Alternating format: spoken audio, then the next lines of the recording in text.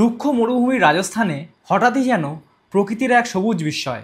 1219 metre উচ্চতায় অবস্থিত এই জায়গাটা শুধু রাজস্থানেরই নয়, সমগ্র উত্তর পশ্চিম ভারতের একমাত্র হিল স্টেশন হিসাবে পরিচিত।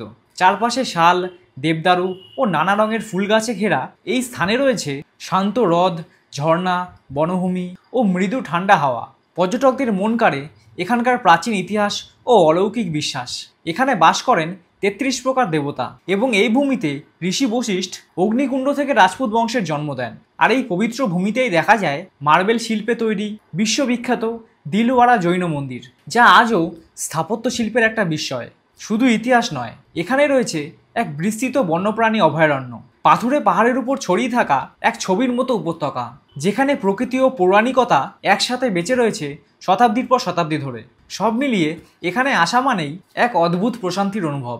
একদিকে ইতিহাস আর অন্যদিকে রোম্যান্সের টান, যা প্রতি বছর লক্ষ লক্ষ বিদেশি পর্যটকদের আকর্ষণ করে। আর এই পাহাড়ের নাম মাউন্ট আবু।